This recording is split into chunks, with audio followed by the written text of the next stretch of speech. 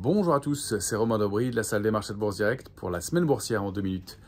Eh bien, les indices qui ont baissé la semaine dernière sur fond de tension dans le secteur bancaire. L'indice CAC 40 a perdu 1,73%, mais les choses se détendent dans ce début de semaine puisque la Fed garantit les dépôts des clients de SVB, la banque de la Silicon Valley, qui était au centre des tensions notamment, évitant ainsi le risque de contagion. Pour la semaine qui sera chargée, on note que les indices américains ouvriront à 14h30 et clôtureront à 21h pendant 15 jours. Les Américains ont changé d'heure et nous, ce sera dans 15 jours donc.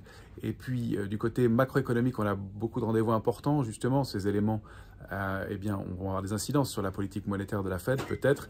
Or, on va avoir pas mal de chiffres d'inflation. Mardi, ce sera l'inflation aux États-Unis, l'indice des prix à la consommation. Mercredi, la production industrielle en Chine, et puis les prix à la production et les ventes au détail aux États-Unis, toujours marqueur important de l'inflation. Jeudi, réunion en Europe de la BCE et donc sa décision sur les taux, rendez-vous évidemment majeur de la semaine.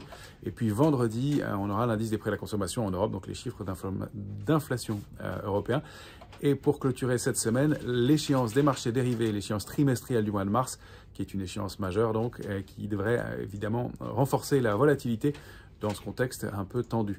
Reste que pour l'instant, les cotations sont à l'équilibre à l'ouverture sur l'indice CAC 40. On évolue dans un large trading range 7191, 7390. Tant qu'on est à l'intérieur de ces bornes, pas d'alerte. C'est la sortie de ce trading range qui pourrait déclencher un mouvement de taille équivalente, donc de l'ordre de 200 points, pour viser environ 7000 à la baisse et un petit peu en dessous de 7600 à la hausse. Pour l'instant, les opérateurs ne semblent pas l'envisager pour cette semaine d'échéance des marchés dérivés. On reste canalisé entre ces deux bornes. La médiane du trading range, c'est 7292, 7309. On aura un biais plus haussier ou baissier à l'intérieur du range, selon qu'on sera au-dessus ou en dessous de cette médiane. Voilà, très bonne semaine à tous.